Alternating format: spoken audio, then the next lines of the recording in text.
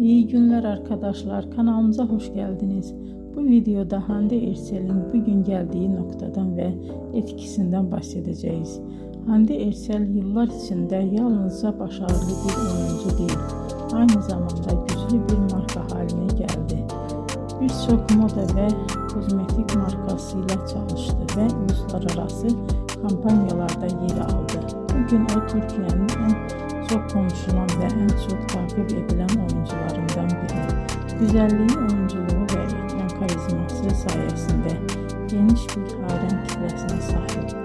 Hande Erçel'in hikayesi bize şunu gösteriyor. Bazen küçük bir şehirde başlayan bir hayal doğru adımlar ve çok çalışmayla dünya çapında bir başarıya dönüşebilir.